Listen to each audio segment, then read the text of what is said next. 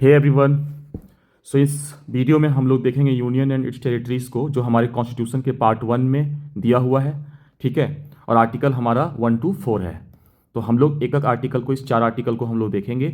ठीक है, और डील करेंगे, समझने की कोशिश करेंगे। और मैं आपको ये विश्वास दिलाता हूँ कि ये वीडियो देखने के बाद आपका इस चैप्टर से एक भी क्वेश्चन नहीं छूटने वाला किसी भी एग्ज़ाम में। ठीक है, ये आप 100% श्योर रहो।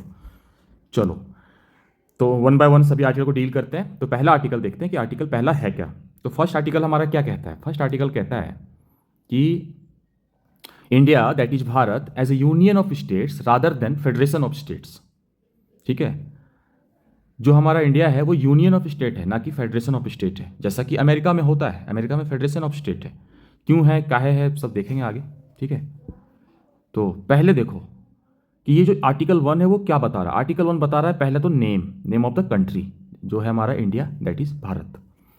दूसरा जो बता रहा है वो टाइप ऑफ पॉलिटी को डील कर रहा है। पॉलिटी मतलब हमारा देश है कैसा। हमारा देश देखो, Indian federation is not an agreement among state like US. तो इंडियन फेडरेशन है। टाइप ऑफ पॉलिटी देखो, यूनियन ऑफ स्टेट्स क्यों कहते हैं? क्योंकि फेडरेशन होने के बावजूद भी हमारा जो कंट्री यूनियन है, इसका वजह यह है कि हमारे स्टेट्स के बीच में कोई ऐसा एग्रीमेंट्स नहीं है जैसा कि यूएस में, वहाँ पे एग्रीमेंट है। ठीक है, इसीलिए हमारा यूनियन ऑफ इंडिया है। चलो नाउ आगे बढ़ते हैं। दूसरा जो हमारा ये कहता है कंडीशन, इसका क्या है पॉलिटी का, कि हमारा क्यों यूनियन ऑफ इंडिया है? क्योंकि यहाँ पे जो स्टेट्स का है, उसका स्टेट के पास कोई राइट नहीं है to secede from the federation. Secede का मतलब होता है टू सेपरेट होना। ऐसा नहीं कि कोई स्टेट चाहे तो अपना स्टेट में अपना कोई कंट्री बना ले, ऐसा नहीं, आप उसका राइट ही नहीं है। इसीलिए ये यूनियन ऑफ इंडिया है। और इसीलिए हम लोग कहते हैं कि यूनियन जो है फेडरेशन होने के बावजूद भी इट इज इनडिस्ट्रक्टिबल है। Right, indestructible. और जो तीसरा एस्पेक्ट है वो आर्टिकल 1 का, वो ये है, इसमें territorial area of the country के बारे में बोला गया है। ठीक है, अब टेरिटोरियल एरिया का जब बात आ ही गया है तो थोड़ा सा समझते हैं कि टेरिटरी ऑफ इंडिया किसको कहते हैं। टेरिटरी ऑफ इंडिया जो है वो 3 हिस्से में है। पहला है यूनियन ऑफ इंडिया, ठीक है, उसके बाद यूनियन टेरिटरीज तो है ही, और तीसरा जो है वो territories to be acquired in future, जो हम कभी भविष्य में एक्वायर करेंगे। ठीक है, कोई ट्रीटी या वॉर या कुछ भी एग्रीमेंट के तहत। तो ये तीनों जो है, तीनों मिलकर टेरिटरी ऑफ इंडिया कहलाता है। यूनियन ऑफ इंडिया सिर्फ ब्रिटिश प्रोविंसेस जो हमारा था और प्रिंसली स्टेट्स के मिलने के बाद जो स्टेट्स था, उस स्टेट्स के मिलने से ही जो बनता है उसे हम यूनियन ऑफ इंडिया कहते हैं।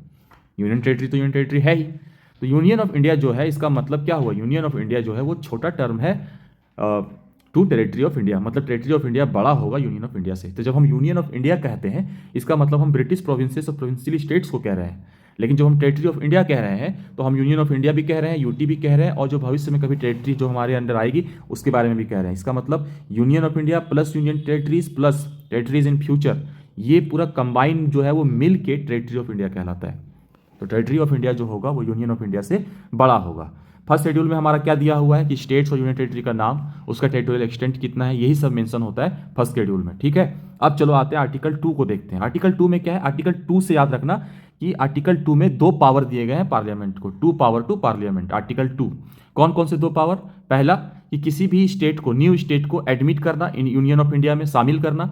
दूसरा, किसी भी न्यू स्टेट को स्टैब्लिश करना, power to establish the new state. Right, अब देखो, लेकिन यहां पे कंडीशन है, कुछ कैच है। वो कैच को आपको ध्यान रखना है। जो आप न्यू स्टेट को एडमिट कराओगे यूनियन ऑफ इंडिया में, वो ऑलरेडी एग्जिस्टिंग होना चाहिए, पहले से होना चाहिए।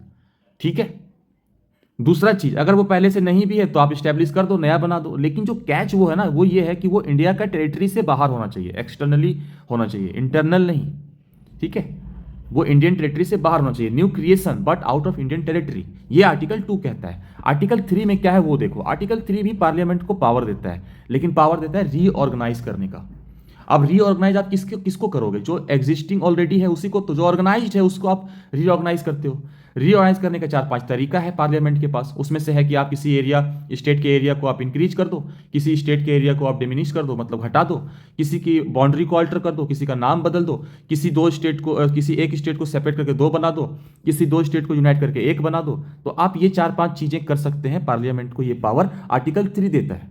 लेकिन यहां पे जो कैच है वो ये है कि ये सारा काम already existing inside the country वाले स्टेट्स में होगा, जो टेरिटरी ऑफ इंडिया के अंदर है।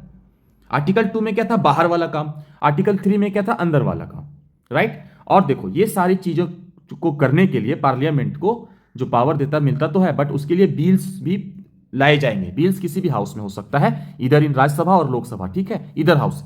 लेकिन जो वो बिल आएगा, तो बिल विच जो कंटेम्पलेट किया जाएगा, वो बिल तभी होगा जब वहाँ पे प्रायर रिकमेंडेशन होगा, प्रेसिडेंट का पहले रिकमेंडेशन होगा।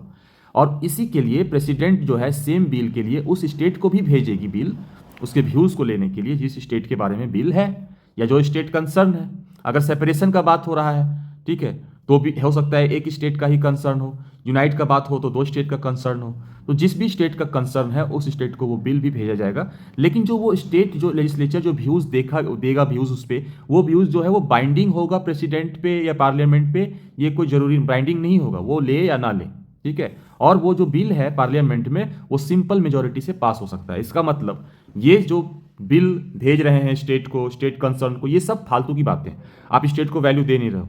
और इसी चीज़ को देखते हुए जो एक बहुत ही बड़ा बात बोला गया है कि जो हमारा जो यूनियन है, मतलब इसके बारे में बोला गया है कि इंडिस्ट्रक्टिबल यूनियन है विथ डिस्ट्रक्टिबल स्टेट्स, ठीक है। मतलब यूनियन को आप कुछ नहीं कर सकते, वो जो चाहे वैसे ही स्टेट को तोड़ मरोड़ दे, मतलब स्टेट ही डिस्ट्रक्टिबल है, यूनियन नहीं है, ठीक है। और मैंने लास्ट में ये लिखा है आर्टिकल 2, आर्टिकल 3, आर्टिकल 2 जब एक्सटर्नल चेंज होगा, आर्टिकल 3 जब इंटरनल चेंज होगा, दैट्स ऑल। इससे ज़्यादा आर्टिकल 2 में आपको और 3 में नहीं जानना है। आर्टिकल 4 में सिंपल सा एक बात बोला गया है कि आर्टिकल 2 और आर्टिकल 3 को जब आप एनेक्ट करोगे, कुछ भी करना है उसमें, तो आप उसके लिए आर्टिकल 368 जो अमेंडमेंट की जरूरत नहीं है, ठीक है। आर्टिकल 368 में क्या है, कॉन्स्टिट्यूशनल अमेंडमेंट, जहां पे स्पेशल मेजोरिटी लगता है। तो यहां पे हमने क्या देखा कि सिंपल मेजोरिटी से काम हो रहा है, तो there is no need of any kind of amendment, article 368, ठीक है, whenever you enact article 2 और आर्टिकल 3।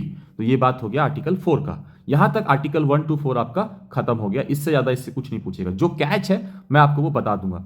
आर्टिकल हमने क्या देखा कि there is no need of article 368, but आगे एक चीज है जो आपको मिलेगा, वो ये है कि देखो एक केस हुआ बेरुबारी यूनियन केस। उसमें क्या, बेरुबारी एक जगह है वेस्ट बंगाल, शायद बांग्लादेश में होगा, पता नहीं, आप थोड़ा कंफ्यूज आप देख लेना, बट ये एक जगह है। तो इसमें वहां पे देखो क्या हुआ, यहां पे इस केस में क्या बोला गया कि आर्टिकल 3 में एक पार्लियामेंट को जो पावर देते हो आप डिमिनिश करने का, तो डिमिनिश कब हो सकता है, डिमिनिश होगा आप किसी स्टेट का जो ऑलरेडी एरिया है उसको घटा रहे हो, तो घटाने के क्रम में हो सकता है कि आप एरिया किसी को दे रहे हो। तो यहाँ पे बेरुबारी यूनियन केस में ये बोला गया कि जो पार्लियामेंट का पावर है diminish the area of state under article 3, क्या ये ऐसा हो सकता है कि वो एरिया कोई फॉरेन कंट्री को दे दे? तब सुप्रीम कोर्ट ने कहा नहीं, doesn't cover cession of Indian territory to foreign country. आप डिमिनिश करो बट वो टेरिटरी के अंदर किसी को देना नहीं है। अगर वैसा नौबत आ जाए कि आपको देना ही पड़े, तो उस केस में ये तभी होगा जब आर्टिकल 368 वहां पे यूज होगा, मतलब अब आपको अमेंडमेंट के जरिए जाना पड़ेगा। सिंपल मेजोरिटी से आप किसी को भी जमीन दान में नहीं दे सकते हो, ठीक है। चलो, ये होने के बाद कुछ यूनियन ऑफ इंडिया और गवर्नमेंट का कुछ रिस्पॉन्सेस आया। वो ये आया कि फिर 9th कॉन्स्टिट्यूशनल अमेंडमेंट एक्ट किया गया 1960 में, क्योंकि कुछ लैंड था ईस्ट पाकिस्तान को देना था। ईस्ट पाकिस्तान मतलब आज का बांग्लादेश। 1960 का बात कर रहे हैं तो हम पाकिस्तान ही बोलेंगे। फिर सुप्रीम कोर्ट का एक रूल और आया कि सेटलमेंट ऑफ बाउंड्री डिस्प्यूट, अगर किसी भी तरह का बाउंड्री डिस्प्यूट का सेटलमेंट होता है तो वहां पे कॉन्स्टिट्यूशनल अमेंडमेंट नहीं जरूरत है। बाउंड्री डिस्प्यूट का मतलब बाउंड्री पे डिस्प्यूट कर रहे हैं, राइट, ये बाउंड्री है सपोज, देखो यहां पे डिस्प्यूट हो रहा है तो आप उसको सेटल कर सकते हो सिंपल मेजोरिटी से। बट अगर आपका कोई टेरिटरी है, जो टेरिटरी लैंड इधर उधर देना है आपको, यहां से लेना हो या देना हो, in that case you need article 368, ठीक है। और देखो उसके बाद 100th कॉन्स्टिट्यूशनल अमेंडमेंट एक्ट 2015 में लाया गया, ये to give effect to the acquiring of certain territories by India. कुछ टेरिटरी इंडिया को एक्वायर करना था, कुछ ट्रांसफर करना था बांग्लादेश को, इसके लिए एक अमेंडमेंट लाया गया जो हमारा 100th कॉन्स्टिट्यूशनल अमेंडमेंट एक्ट है, 2015 में आया था। देखो जो टेरिटरी जो दूसरे कंट्री में होता है, इंडिया में जो बांग्लादेश का है, उससे यहाँ पे इनक्लेव्स बोला जाता है, राइट, इनक्लेव्स है वो। और एक ही इनक्लेव्स अभी तक है जो इंडिया में है बांग्लादेश का, अभी तक वो कंप्लीटली ट्रांसफर नहीं हुआ, बाकी सारा हो चुका है। और वो ये है, ठीक है, दहाग्राम अंगार पोता। दहाग्राम अंगार पोता कहाँ पे है? दहाग्राम अंगार पोता जो है ये वेस्ट बंगाल में है, ठीक है, वेस्ट बंगाल में है, ठीक है। इसके बगल से तीस्ता रिवर फ्लो करता है। चलो, तो ये था इनक्लेव्स। अब आते हैं नेक्स्ट, आगे बढ़ते हैं थोड़ा। देखो इंडिपेंडेंस के टाइम में क्या था, ये कुछ एक्स्ट्रा फैक्ट्स दे रहा हूं मैं। इंडिपेंडेंस के टाइम पे क्या था कि जब 552 प्रिंसली स्टेट्स थे, उन्होंने उसमें से 549 ने ज्वाइन कर लिया इंडिया को। 3 जो थे बोले नहीं, इतनी आसानी से हम कैसे मानेंगे, लातों के भूत है। तो हैदराबाद, जम्मू कश्मीर और जूनागढ़, तो ये तीनों स्टेट को कैसे लाया गया? तो हैदराबाद को पुलिस एक्शन से, बोला अब तो मार होगा, लाठी डंडा चलेगा। जम्मू कश्मीर को इंस्ट्रूमेंट ऑफ एक्सेशन से, ये क्या है, डॉक्यूमेंट होता है, ठीक है, डॉक्यूमेंट है, एक्सेस करने का इंस्ट्रूमेंट ऑफ ऐसे समझ लो आप। और जो जूनागढ़ को, उसको प्लेबिसाइट से, वहाँ के लोगों से हम लोगों ने पूछा कि हाँ इंडिया में तो रहना चाहते हैं, ठीक है। तो ये 552 549 ने ज्वाइन किया इंडिया को, 3 नहीं ज्वाइन किया था, तो उनको ज्वाइन कराने का ये सवाल डायरेक्टली पूछा जाता है कि कौन सा स्टेट को हम लोगों ने किस एक्शन से ज्वाइन कराया है, ठीक है। उसके बाद आगे बढ़ते हैं। देखो अब क्या होगा, अब थोड़ा सा कुछ केसेस देख लिए हम लोगों ने, अब कुछ कमीशंस बनाए गए हैं, ठीक है। चलो इसको हम लोग डील करते हैं। देखो उसके बाद क्या हुआ, टाइम के साथ डिमांड होने लगा कि स्टेट को रीऑर्गेनाइज किया जाना चाहिए ऑन द लिंग्विस्टिक बेसिस, ठीक है। तो इस डिमांड को देखते हुए गवर्नमेंट ऑफ इंडिया ने जनवरी 1948 में एक कमीशन का गठन किया, अपॉइंट किया। उस कमीशन का नाम क्या था, लिंग्विस्टिक प्रोविंस कमीशन। इसके चेयरमैन थे एस के धार साहब, इसीलिए इसे धार कमीशन कहा जाता है, धार कमीशन, ठीक है। इसमें जो रिकमेंड किया गया वो ये किया गया कि एडमिनिस्ट्रेटिव कन्वीनियंस के हिसाब से रीऑर्गेनाइज होना चाहिए स्टेट, ना कि लिंग्विस्टिक बेसिस पे, ठीक है। यहाँ पे डिमांड था लिंग्विस्टिक बेसिस पे होना चाहिए, बट एस के धर साहब ने कहा कि नहीं, एडमिनिस्ट्रेशन जहाँ से चलाना आसान हो उस कन्वीनियंट के हिसाब से देखिए, लैंग्वेज के बेसिस पे मत देखिए। फिर इस चीज़ को देखते हुए लोगों में और गुस्सा आ गया, तो लोग माने नहीं। तो उसके बाद क्या हुआ कि फिर जेबीपी कमेटी बना। जेबीपी कमेटी में 3 लोग थे, आपको नाम से पता चल जाएगा। J for Jawaharlal Nehru, B for Vallabhbhai Patel, BVP, ठीक है, पटेल साहब, और पी फॉर पट्टाभी सीतारामैया, ठीक है, सीतारामैया। ये तीनों इस कमेटी में थे, ठीक है। तो जेबीपी कमेटी शॉर्ट में बोलते हैं। ये दिसंबर 1948 में अपॉइंट किया गया इसे। इन्होंने रिपोर्ट दिया अप्रैल 1949 में। इन्होंने सीधा सीधा रिजेक्ट कर दिया लैंग्वेज को, इन्होंने भी लैंग्वेज को बेसिस नहीं माना। अब क्या हुआ कि भाई गुस्सा तो अब होना था कि अब इतने बड़े बड़े लोग भी रिजेक्ट कर दे रहे हैं, तो लोगों में गुस्सा और आ गया, ठीक है, एजिटेशन होने लगा, है ना। तो फिर क्या हुआ कि एक व्यक्ति थे, ये पॉटी श्रीमुल्लू, ठीक है, पॉटी श्रीमुल्लू जो थे, जो यहाँ पे ये बहुत बड़े मतलब एक सोशल वर्कर ही समझ लो आप। ये 56 दिन के हंगर स्ट्राइक पे बैठ गए और इनकी मृत्यु हो गई। ये जब इनकी मृत्यु हो गई तो गवर्नमेंट को लगा कि अब तो बचना मुश्किल है, अब तो कुछ करना पड़ेगा। तो फोर्सफुली गवर्नमेंट को क्रिएट करना पड़ा लिंग्विस्टिक बेसिस पे पहला स्टेट, जो था हमारा आंध्र प्रदेश। आंध्र प्रदेश तेलुगु स्पीकिंग स्टेट है।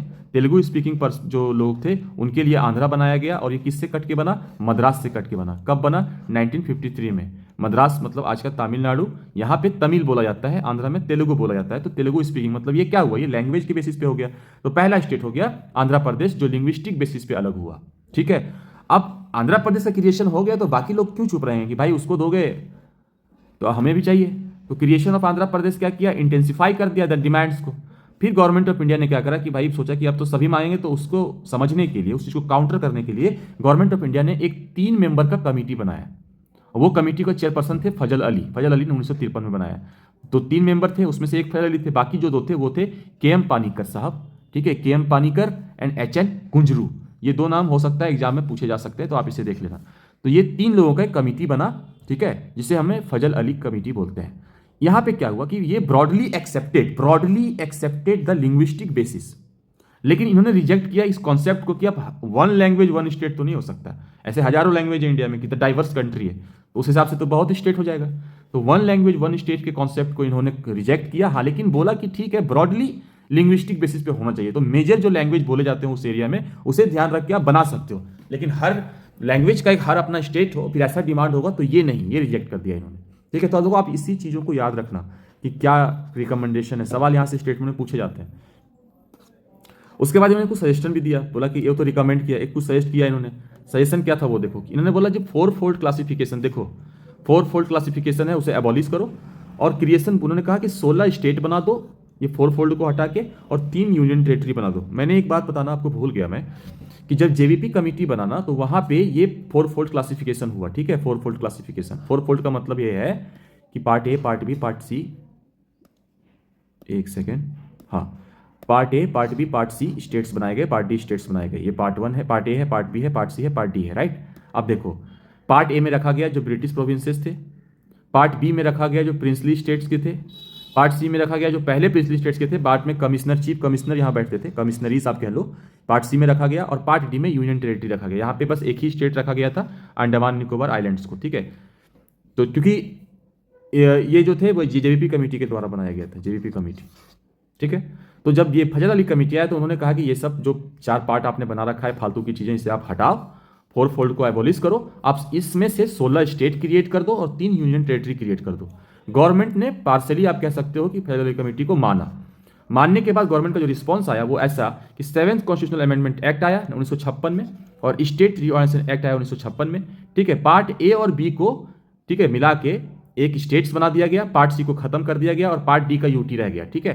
तो उसमें से देखो यहाँ पे कमिटी का जो रिकमेंडेशन क्या था कि 16 स्टेट बनाइए और 3 यूनियन टेरिटरी बनाइए, जबकि यहाँ पे 14 स्टेट और 6 यूनियन टेरिटरी बनाए गए। तो ये जो 14 और 6 का जो रेशियो है, जो मैंने ये लिस्ट लगा रखा है, आप इसे देख लेना, ठीक है। आप यहाँ से कौन कौन से यूटीज थे 6 और कौन कौन से स्टेट्स थे 14।